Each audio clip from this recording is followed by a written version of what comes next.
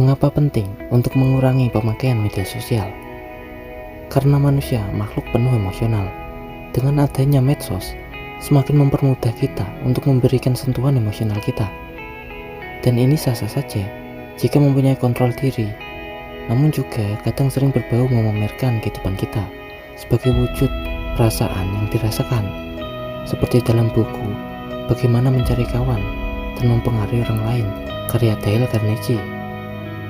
Ketika sedang berhubungan dengan manusia, ketahuilah bahwa Anda sedang berhadapan dengan makhluk emosional, bukan makhluk logikal. Sang penulis itu mungkin sampai-sampai berhati-hati dalam merangkai tulisan di bukunya tersebut. Manusia memanglah makhluk yang emosional dan logikal, namun emosionalnya cenderung lebih besar didahulukan ketimbang logikanya. Rasa bangga, perasaan kebahagiaan, cinta, perlunya cita rasa kekaguman, dihargai dan dipedulikan. Nah, untuk era sekarang, kepuasan itu semua mudah didapatkan hanya dengan sebuah aplikasi di media sosial. Makanya, tak jarang kita sering menjumpai hal-hal yang berbau pamer ini itu, menunjukkan kelebihan yang dimiliki, mencari popularitas dan citra diri di media sosial. Ini tidak salah juga, karena sifat dasar manusia selalu ingin mengasih makan emosionalnya. Dan ini juga ada manfaatnya. Jika Anda mempunyai tujuan yang jelas, misal memang menjual produk di medsos atau mendapatkan uang dari situ, membangun usaha mulai dari situ juga, mendapatkan mitra bisnis dari medsos juga, maka agresi, gempuran, terjangan yang berusaha membuat Anda akan negatif, tekanan batin tidak akan ngefek. Karena dari awal volume tujuan hidup Anda sudah tinggi. Hal itu bisa terjadi jika tujuan hidup Anda sudah tertanam kuat dan melekat di pikiran bawah sadar. Maka serangan-serangan batin disamarkan oleh tujuan hidup Anda yang telah melekat itu. Namun sebaliknya, jika Anda tidak ada tujuan dan tidak membatasi waktu untuk bermain media sosial, Anda bisa menjadi budak status, menghabiskan waktu dan energi Anda, dan itu masih bisa melebar kemana-mana. Mengapa demikian? Karena jika Anda terlalu berlama-lama main media sosial, Anda yang awalnya melihat biasa-biasa saja, namun terlalu lama di situ, hal itu akan membuat Anda semakin menaikkan volume makanan perasaan Anda. Awalnya melihat teman posting di kafe, lalu berlanjut melihat mobil teman baru, teman berjalan-jalan ke luar negeri, foto mesra dengan pasangan di tempat estetik. Hal itu terlihat biasa bagi yang sudah merasakan. Melihat teman beli mobil baru, alah, udah punya mobil 3 di rumah. Melihat teman jalan-jalan, melihat air mancur singa, biasa saja. Kantong ke Singapura murah dan udah sering dekat juga. Bisa juga malah mengatakan alhamdulillah dia sudah pernah ke sana. Melihat teman memamerkan foto mesra dengan keluarga, biasa aja. Di galeri sudah ada ribuan foto dengan istri dan anak, di tempat bagus dan estetik juga.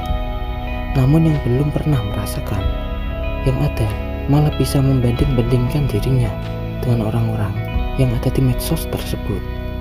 Jika itu dialami berulang-ulang, maka akan membentuk kebiasaan. Jadinya merubah menjadi pola kecemburuan, pola stres, kebiasaan menyalahkan diri sendiri, frustrasi, cemas, dan peranakannya akan tumbuh subur. Makin sering kamu memandang diri sendiri dengan orang lain, kalah saing, jelek, tidak pintar, tidak berharga, maka akan kuat kecenderungan Anda memandang kehidupan dengan begitu. Hal itu akan mengubah perilaku Anda juga. Anda bisa menjadi pemarah, kurang bersyukur, egois dengan orang lain, licik dengan teman yang baik. Emosi yang Anda peroleh dari media sosial secara tidak sadar Anda bawa dalam kehidupan Anda yang nyata. Sebenarnya pamer apa yang diraih, menunjukkan keunggulan yang dimiliki, bisa membuat manfaat, membuat orang termotivasi supaya terus melangkah agar mendapatkan seperti apa yang ia raih. Namun dibalik apa yang dia telah dapatkan itu, karena adanya proses yang panjang dan juga ada faktor-faktor yang lain. Jika mental orang yang melihatnya itu belum cukup kuat dan kurang memahami secara mendalam, maka yang dinamakan goncangan emosi tidak tertahan lagi. ketenangan batin bisa jebol dan kacau. Dan ya, masalah-masalah yang lain akan muncul, mulai menampakkan wujudnya. Berbicara pamer, kalau bicara dari dua sisi, dari kemungkinan baik ada dan buruk ada juga dampak yang dihasilkan dari kebiasaan pamer dan menunjukkan kelebihan diri, yaitu seperti dalam buku Robert Greene 48 Hukum Kekuasaan. Jangan pernah terlihat terlalu sempurna. Pertimbangkan itu. Terlihat lebih baik dengan orang lain selalu bahaya. Tetapi yang lebih berbahaya adalah tampak tidak memiliki kesalahan atau kelemahan.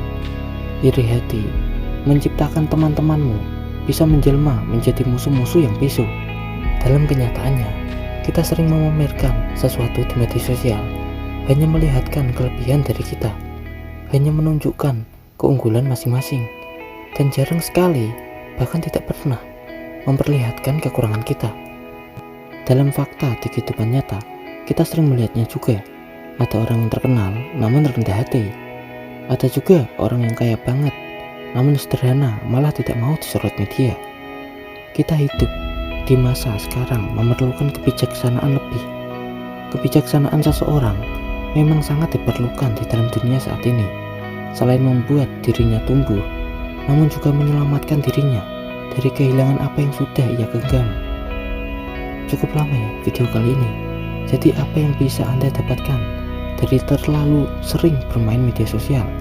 Dan apa yang bisa Anda peroleh ketika membatasi diri dalam penggunaan media sosial? Anda bisa berbagi pengalaman di komen. Terima kasih.